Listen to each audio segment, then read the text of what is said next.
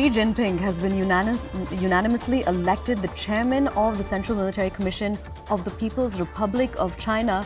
China's parliament has endorsed President Xi Jinping for a rare third five-year term. Again, unprecedented but also on expected lines. Now, Xi had risen through China's political ranks, becoming the president in 2013 and abolishing term limits back in 2018.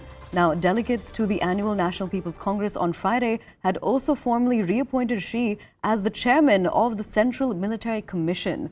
We're getting you more details on this big breaking development where it's a third five-year term for Xi Jinping.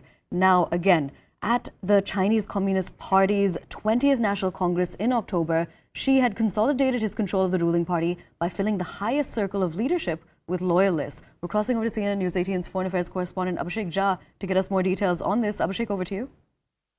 So clearly, Aisha, this is coming at a time of unprecedented geopolitical and geonomic stress that China is going to be kind of one leader nation where Xi Jinping will be having his third consecutive term. This is also kind of rare in Chinese history because we haven't seen somebody who has been regularly given three consecutive terms. And with this, Xi Jinping has strengthened his clout over Chinese economy.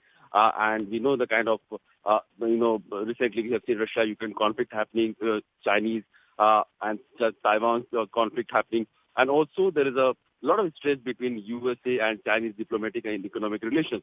So in that context, it becomes really important that one of the most powerful economy and the military might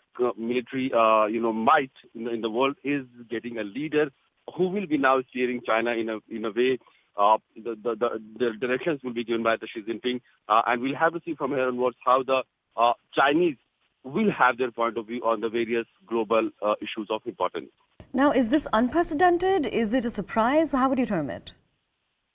Yes, this is not unprecedented. This is the rare because last time we see Mao's getting three terms, and he was also kind of become dictatorial in his regime. And this time also now it is being expected that the regime that currently Communist Party of China is having and the leader Xi Jinping is becoming more dictatorial in nature because recently we had seen last like a couple of months ago a lot of protests happening around the Chinese major towns where people were on the streets fighting for their rights because of the zero-COVID policy, the harshest zero-COVID policy of Chinese government for almost like 3 years. And after those protests, China had to suddenly lift up all the restrictions. And those protests had actually, those protests were going towards political discourse where people had started asking for Xi Jinping to step down.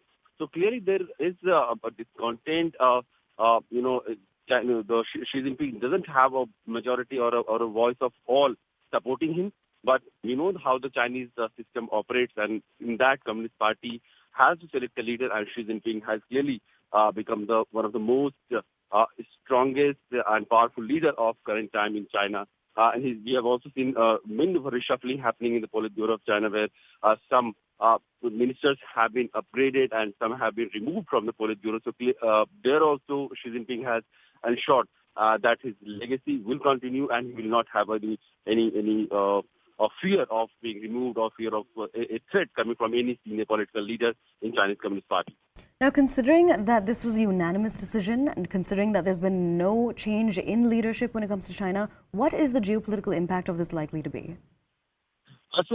In a way, China will be in more, confident manner, negotiating for its own interests and its own concerns when it comes to Taiwan Strait crisis, where China has regularly told the world that it wants to have a peaceful reunification of Taiwan to mainland China.